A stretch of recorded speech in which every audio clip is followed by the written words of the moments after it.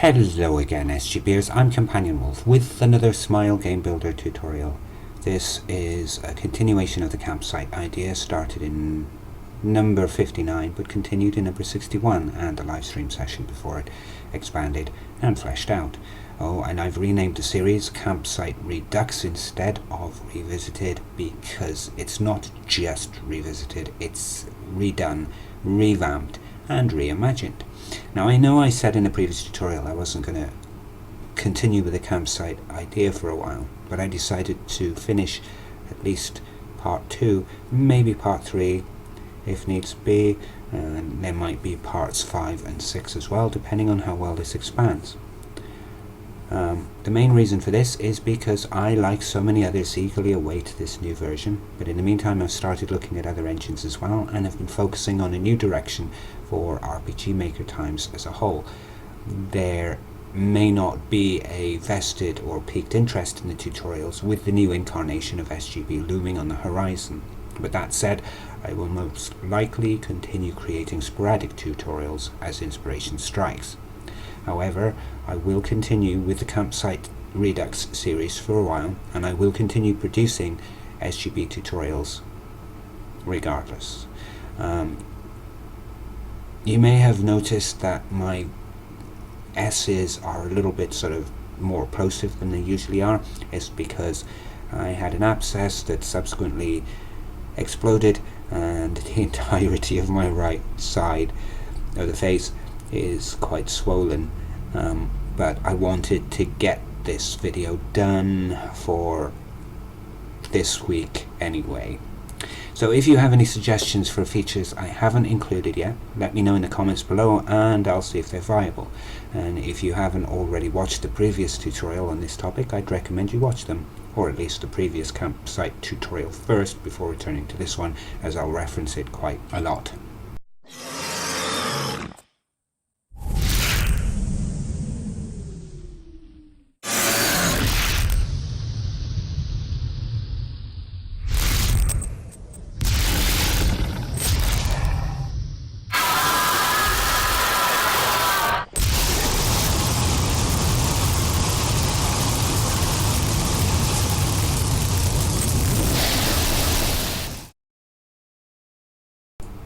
So as a recap, we set up the basic campsite template including randomized rest events and the main campsite with tent options to rest, save, break camp and exit, and we set up the party members currently in the party. As usual, you can keep up to date by following me on Twitter, Facebook, the Discord server and the SGB Athenaeum blog, and if you're of a mind to, you can donate through PayPal or subscribe to my Subscribestar.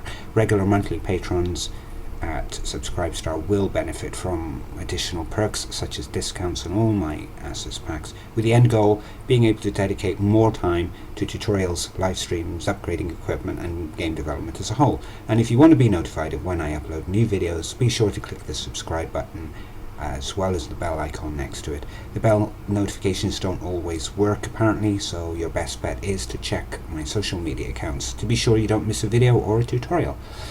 So without further ado, the first thing we are going to do is create a dynamic break camp event in common events.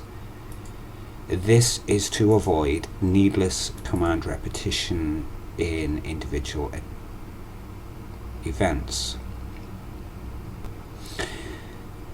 So, firstly, before we tackle that, each map should be assigned a value using the variable map ID. This is a simple method of identifying and sharing exit points after breaking camp and then returning to the relevant map afterwards. Another way of looking at it is by using two main types of campsite maps. The first is generic, which is a terrain based and will be used for similar terrains. For example, Campsite 2 in this tutorial would be used for campsites along coastal areas. And here's Campsite 2, as you can see, coastal areas. You can have another one that's a generic forest map, as with Campsite 3, not forgetting the duplicate maps for battles as detailed in the previous Campsite tutorial.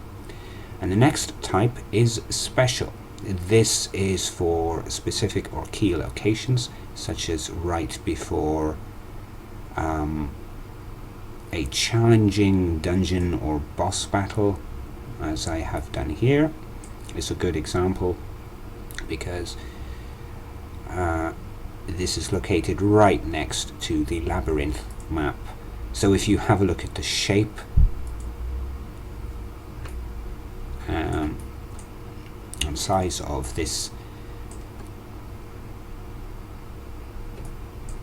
and then you compare it to the campsite, it is roughly the same.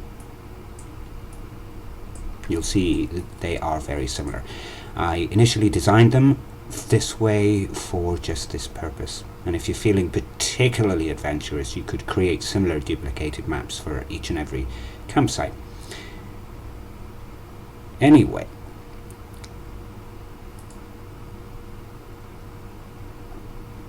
back to our Desert Southwest, and in a map ID event, the trigger should be kept one time only, triggered automatically. This will run once every time the map is visited, thereby resetting the previous map variable. And in its events, we simply set the variable map ID to the number representing the map. In this case, the Desert Southwest is 6. And so next, in the common events,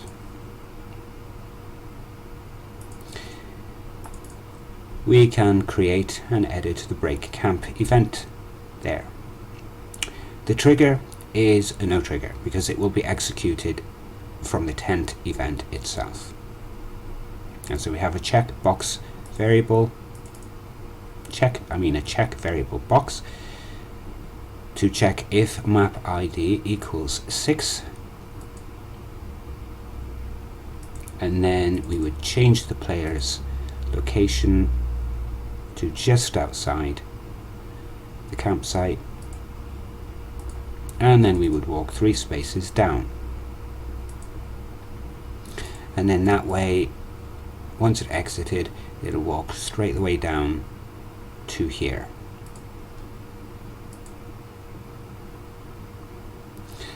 And that is it.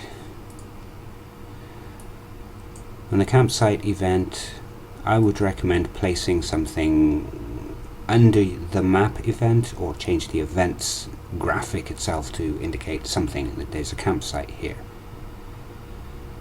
So now we'll head back to the campsite and the main tent event.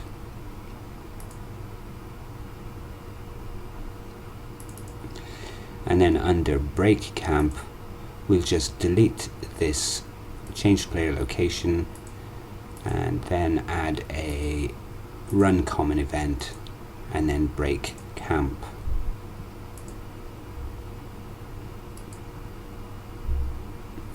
And that is it. So let's play test breaking camp. So, set up camp, yes, and break camp, and that is what will happen. It's pure and simple. As more campsites are created, we can repeat the process, adding more map ID variables and then simply appending them to the break camp common event as necessary. It'll work the same way for each. Our next destination is Desert Town North. Here we are going to start populating the town with vendors and people, starting with an elderly lady selling potions. And here she is. So the potions vendor. She also has a quest which will be talked about at camp if you speak to the party members. So the first one is display text, "Hello dear, I sell potions. Are you interested?" and then you have three options: store, talk, and nothing. Under store, we'll simply create a store. We have all of the potions. And then under traded, thank you dear, come again won't you? But then if you're not traded, just display the text, come again. So, and the next one is talk. We will display another selection with quest and chat.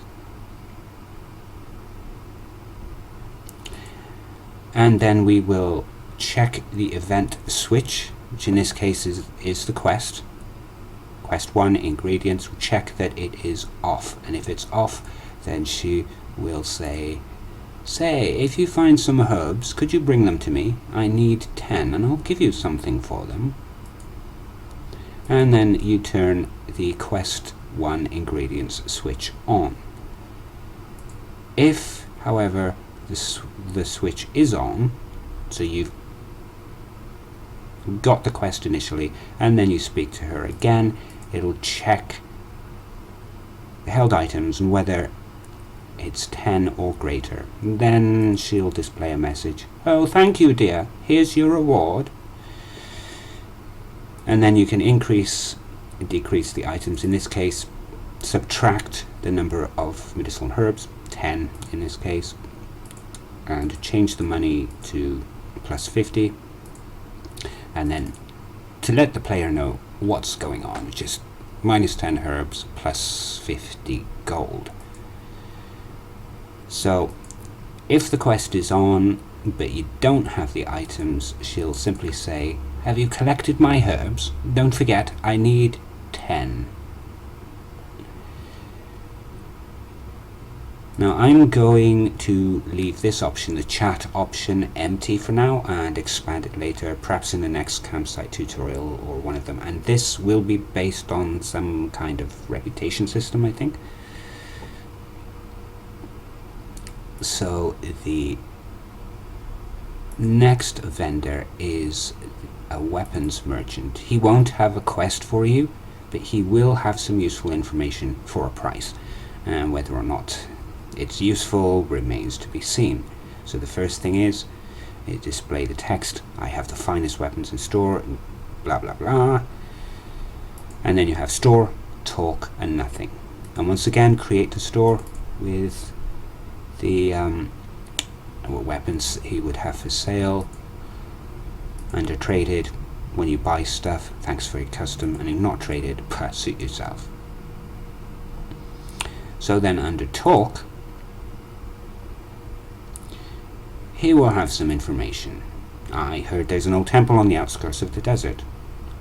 He's too old to go looking for treasure, but since you look like the adventuring sort, you can visit the temple, although you'll have a job getting in. It's not tight, but he so happens to know a way to get in, and he's not going to give it away for free. He will, however, divulge that information to you for 100 gold. So if you decide to pay it, he will check to see if the money is greater, and if it is, then basically, yeah, you need 5 words of power. Don't know where they are, but starting in. So then we would turn the switch talk 1 for the labyrinth door on.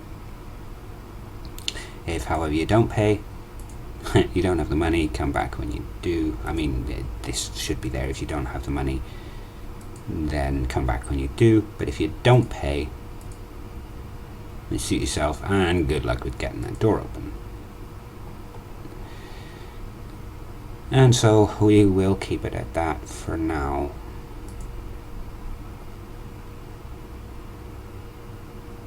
So in light of the new additions of those switches we created, the first one for the quest and the other one for the labyrinth door, we can now set up the conversation, and we'll start with Marie. So the display selection, talk, party, or nothing, and then we have a loop. The loop is located, by the way, in the miscellaneous, for those who didn't know already. This loop will allow you to cycle through the next set of options without having to talk to her again and again and select talk, something I find really annoying in games. So, under this loop we have several options: your thoughts, quests, relationship, and never mind. Under your thoughts, we will add a random number using the advanced variable box between 1 and 3. This is pretty much to randomize what she's saying. If it's just like about anything she's feeling.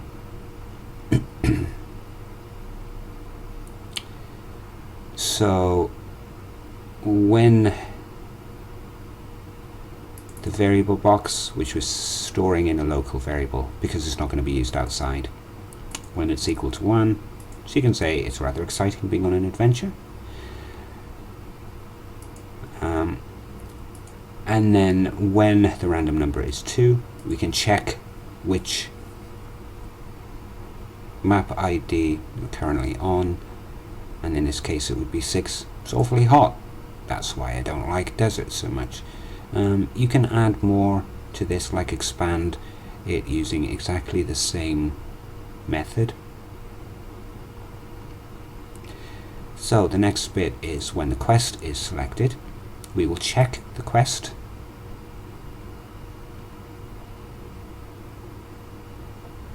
So when the quest for ingredients is on,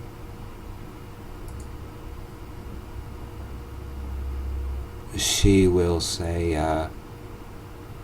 these herbs are quite hard to obtain, aren't they? And if you're not on that, I don't know what you're on about. If we were to if we were to add another when switch here, because we also have the other switch from the labyrinth from the weapons vendor to consider, Marie would comment on each of the topics one after the other, regardless of whether the switch is on or off, because of the way this is set up. And in other words, she'll ask the quest, and then she'll, assuming the quest is on, she'll say these herbs are quite difficult to obtain.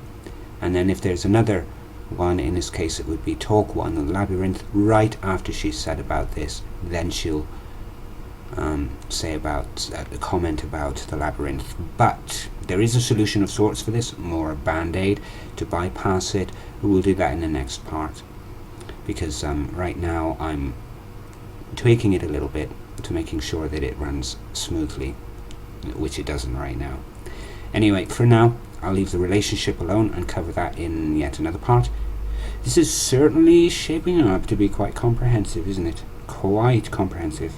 When I did this, I didn't even realize that it would be this big, but there's been so many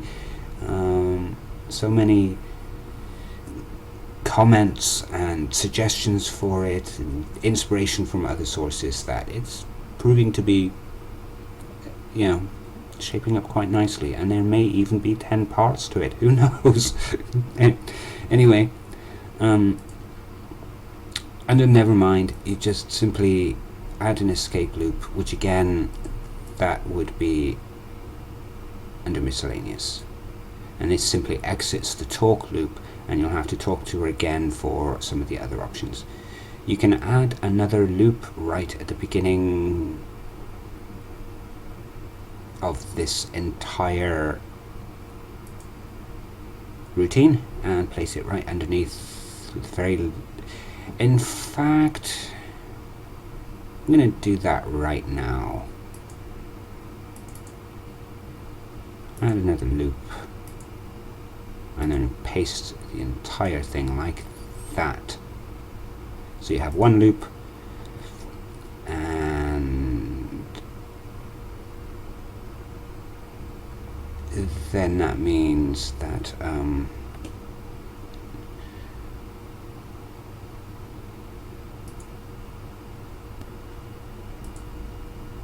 Okay, just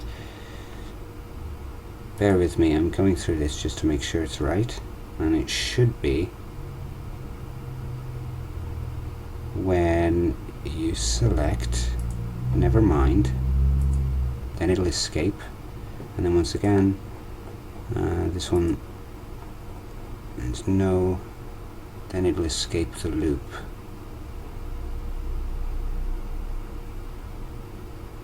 And that should work. So if we play test this real quick, you can see how it all fits in together.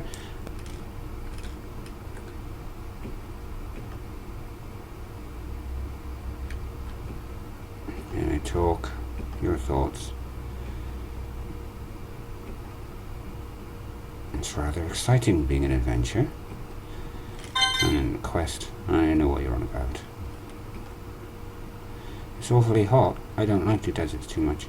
Now, you will notice that this little window here, the text window, does not clear from within loops. It stays on the screen, which is rather annoying.